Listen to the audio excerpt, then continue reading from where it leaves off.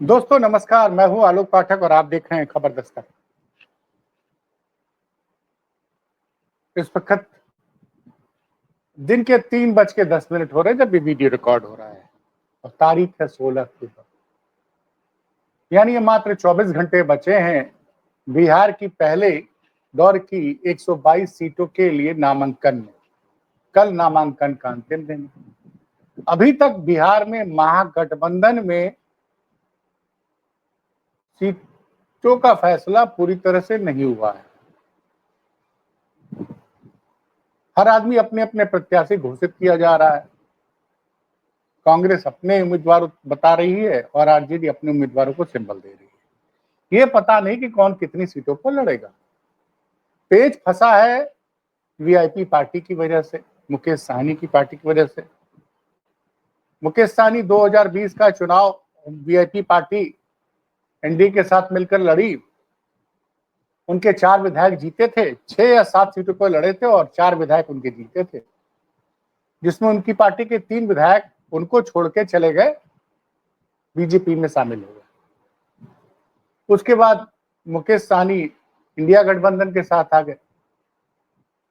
अब लगातार कुछ इस तरह के बयान दे रहे हैं। कुछ मीडिया रिपोर्ट्स में दावा किया गया है कि मुकेश सहनी पहले इंडिया गठबंधन में मुकेश सहनी को लाने वाले वो तेजस्वी जी थे और तेजस्वी जी उनको काफी आगे बढ़ा रहे थे।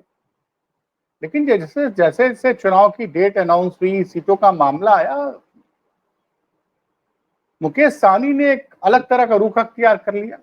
कहा पहले मुझे उप मुख्यमंत्री बनाओ कि सरकार जीतेगी तो मुझे उप मुख्यमंत्री का पद दिया जाएगा, पहले तो ये। दूसरा, वो 60 सीटों की मांग कर रहे हैं। आप मीडिया रिपोर्ट्स में देख रहे होंगे कि उनको 18 सीटें देने की बात हो गई है कि 10 सीटें आरजेडी अपने कोटे से देगी और कांग्रेस अपने सीटें से 8 को देगी। लेकिन 18 पे मान नहीं रहे हैं, वो 60 की बात। आज दिन में वो प्रेस कॉन्फ्रेंस करने वाले थे 12 बजे, लेकिन 12 बजे प्रेस कॉन्फ्रेंस के समय पता चला कि किसी कांग्रेस के नेता ने उनको फोन किया और जो है उन्होंने प्रेस कॉन्फ्रेंस 4 बजे के लिए टाल दी। अब एक चीज मैंने और बताई थी, एक अफवाह बड़ी जबरदस्त है कि जब लालू जी, तेजस्वी जी और राबड़ी जी दिल्ली गए थे कोर्ट केस के मामले में, तो वहां इनसे बीजेपी के कुछ लोग मिले थे और कुछ बात हुई थी। और उसके बाद से जो मेरे सूत्र बता रहे हैं कि तेजस्वी और राहुल की अभी तक बात नहीं हुई। पिछले 3 दिनों से कोई बात नहीं हुई, न तेजस्वी और राहुल की आपस में फोन में बात नहीं हुई। बिहार कांग्रेस के अध्यक्ष और तमाम जो केंद्र के कांग्रेस के नेता हैं, वो कल पटना पहुंचे। पटना एयरपोर्ट में उनके खिलाफ जबरदस्त नारेबाजी की गई और कांग्रेस के बिहार प्रभारी पे कुछ लोगों का कहना है कि उनके साथ हाथापाई करने की भी कोशिश की गई। हो क्या रहा है कि कांग्रेस अपनी लिस्ट जारी कर दे रही है, आरजेडी अपनी लिस्ट जारी कर दे रही है, पता नहीं चल रहा है। और ये अपना मुकेश सहनी जी नाराज दिख रहे हैं। तो इसके पीछे सच्चाई क्या है? कौन इस गठबंधन को तोड़ना चाहता है? कुछ लोग कह रहे हैं कि बीजेपी का दबाव है।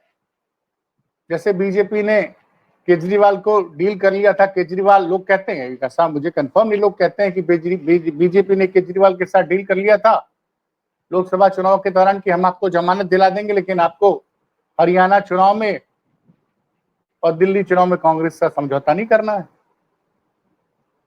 ऐसा लोगों का मानना, और हुआ भी यही। हरियाणा चुनाव में आम आदमी पार्टी और कांग्रेस के बीच में समझौता नहीं हुआ और न ही दिल्ली में हुआ। हरियाणा में तो आम आदमी पार्टी की वजह से कांग्रेस 6 सीटें हार गई और दिल्ली में लगभग 10 से 12 सीटें ऐसी थी जो कि कांग्रेस की वजह से आम आदमी पार्टी है। अब ये देखिए, ये अफवाहें, इसको कोई पक्का नहीं कहा जा सकता। अब इसी में एक बिहार के पत्रकार है अभिषेक कुमार, उनका एक ट्वीट देखिए। आरजेडी पर कांग्रेस से अलग होने का दबाव कौन डाल रहा है? आरजेडी पर कांग्रेस से अलग होने का दबाव कौन डाल रहा है? अगर ये गठबंधन टूटा तो एनडीए 200 पार या अगला सीएम भाजपा से होना तय। अब ये कह रहे हैं कि अगर ये गठबंधन टूटा तो एनडीए 200 पार कर जाएगा और अगला सीएम भाजपा से होना तय। उसके बाद ये एक और जानकारी देने की कोशिश कर रहे हैं कि तब बीजेपी को रोकने का एक ही उपाय बचेगा कि बिहार के 18% मुस्लिम वोटर्स, अल्पसंख्यक वोटर्स जेडीयू को 101 सीटों पर एक तरफा वोट कर दें, जिससे जेडीयू 95 से 100 सीटें जीत सके। इसके अलावा कोई चारा नहीं है। अब असली तस्वीर तो देखिए कल शाम को 4 बजे के करीब क्लियर होगी, लेकिन इतना तो तय है कि जो वोट अधिकार यात्रा के समय जो एक केमिस्ट्री दिख रही थी, जिसका जिक्र मैंने कल भी किया था कि वोट अधिकार यात्रा के समय जो केमिस्ट्री दिख रही थी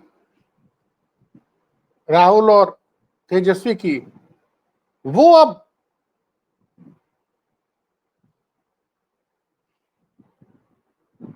जमीन पे नहीं दिख रही है। तमाम लोग इस चीज का जिक्र कर रहे हैं कि जितना ज्यादा आप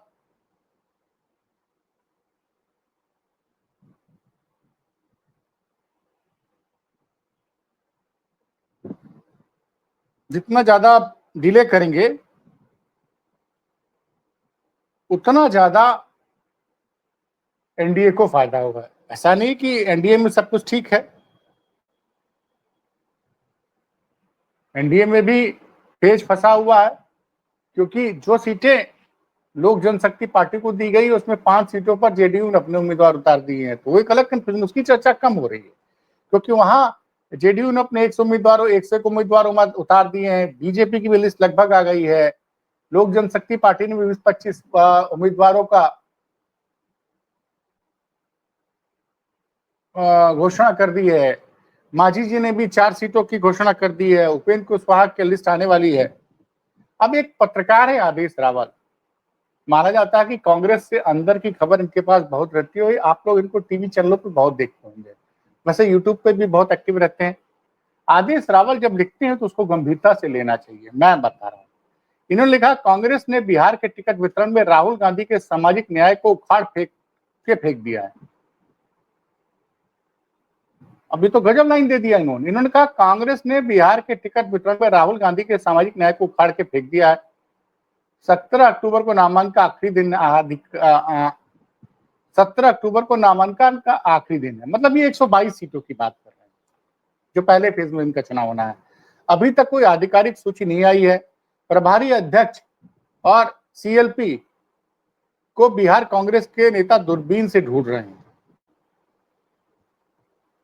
क्या लिखा इन्होंने कि कांग्रेस के प्रदेश प्रभारी अध्यक्ष और सीएलपी को, कांग्रेस लेजिस्लेटिव पार्टी के नेता को लोग बिहार में दूरबीन से ढूंढ रहे हैं। तो भाई क्या केंद्र का दबाव है, कुछ और दबाव है जिसकी वजह से महागठबंधन में, अगर जब आप केंद्र की बात करते हैं तो क्या, जैसा लोगों ने कहा कि जांच एजेंसियों के दबाव में केजरीवाल जी ने, आम आदमी पार्टी ने, जैसा लोगों का कहना था, दावा था, पता नहीं कितना सही कितना गलत, कि केजरीवाल ने आम हरियाणा में जांच एजेंसियों के चलते कांग्रेस के साथ समझौता नहीं किया। तो क्या ऐसा ही कुछ दबाव पड़ रहा महागठबंधन के कुछ नेताओं के ऊपर, जिसकी वजह से क्लियरिटी नहीं आ पा रही है? अब ये जो एक तरफ तो ये देखिए आदेश रावल का दावा कि भाई सामाजिक न्याय बात करते हैं राहुल गांधी कांग्रेस के, और उनके नेताओं ने सामाजिक न्याय को उखाड़ फेंक दिया है। भाई कांग्रेस 70 से 80 सीटों पे चुनाव लड़ेगी कम से कम, या 60 से कम तो नहीं लड़ेगी, 60, 70, 80। और स्वाभाविक सी बात है, उसमें कम से कम आधी सीटें फर्स्ट फेज में होंगी, क्योंकि 122 अभी हो रहा है और 121 बाद में होगा दूसरे फेज में। तो लगभग फर्स्ट फेज में 122, दूसरे फेज में 121। तो अभी तक कितने नाम आए हैं पता नहीं। और ये कहना आदेश रावल जैसे पत्रकार, और ये 12:04 पे दिन में ट्वीट किया गया है कि अभी 17 अक्टूबर को नामांकन का आखिरी दिन है अभी तक कोई आधिकारिक सूची नहीं आई है। प्रभारी अध्यक्ष और सीएलपी को बिहार कांग्रेस के नेता दूरबीन से ढूंढ रहे हैं। एक तो आदेश रावल का ये स्टेटमेंट, दूसरा अभिषेक जी का ये दावा कि अगर महागठबंधन में समझौता नहीं हो पाता है सीटों में और जनता को लग गया कि यार कांग्रेस और आरजेडी जीतने की स्थिति में नहीं है, तो उनका ये कहना है कि हो सकता है तब अल्पसंख्यक समुदाय एक तरफा वोट कर दे जेडीयू के लिए, नीतीश कुमार के लिए 102 सीटों पे। उससे क्या फायदा होगा कि भाई जेडीयू जो 102 में उनका कहना है कि 95-100 सीटों तक जीत सकती है। तो वो ये कहना चाह रहे हैं कि उसमें क्या होगा कि फिर बीजेपी को नीतीश कुमार को ही बिहार का मुख्यमंत्री बनाना पड़ेगा। लेकिन मेरे समझ नहीं आ रहा कि कौन से लोग जो चर्चा कर रहे हैं कि बिहार में बीजेपी अपना मुख्यमंत्री बनाना चाहती है। भाई आज की डेट में तो वो स्थिति नहीं है कि बिहार दिल्ली से बैठकर नीतीश कुमार जी को डिक्टेट कर दे, नहीं कर सकती, क्योंकि दिल्ली में उसका 240 सांसद है और इस सरकार को चलाने के लिए जेडीयू के 13 सांसदों का समर्थन बहुत जरूरी है। क्योंकि मान लीजिए जो अन्य बीजेपी की विश्वसनीय पार्टियां फिलहाल गठबंधन में 5 सीटों वाली लोक जनशक्ति पार्टी है और लगभग 8 सीटें शिवसेना शिंदे गुट के पास है, और फिर छोटी मोटी पार्टियां हैं जिनके पास 1 सांसद 2 सांसद है, और टीडीपी भी है, तेलुगु देशम पार्टी 16 सीटों का। तो बिहार में बीजेपी के लिए इस वक्त बिहार में मुख्यमंत्री बनाने से ज्यादा जरूरी है कि केंद्र में उनकी सरकार बची रहे, और उसके लिए नीतीश का होना बहुत जरूरी है। और देखिए जो चुनाव है 2027 के राष्ट्रपति चुनाव, उसमें भी अगर बिहार विधानसभा में बीजेपी के विधायक कम हो गए,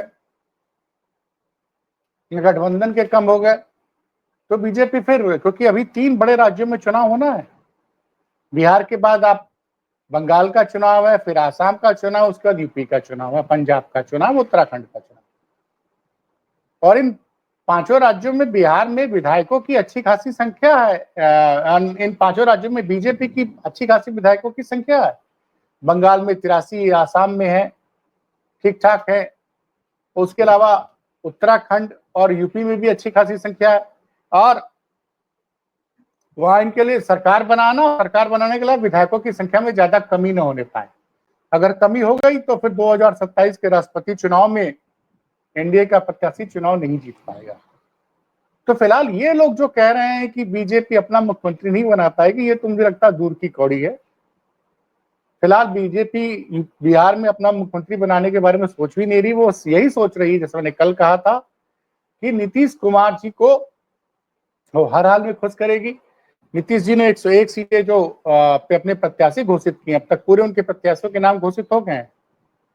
उसमें 5 उन सीटों पर उन्होंने अपने उम्मीदवार उतार दिए हैं जो सीटें गठबंधन में लोक जनशक्ति पार्टी को दी गई थी। तो ये एक पेच फंसा हुआ है। तो फिलहाल देखते हैं क्या होता है क्या नहीं होता है। बिहार से लगातार अपडेट हम आपको देते रहेंगे। बहुत बहुत धन्यवाद।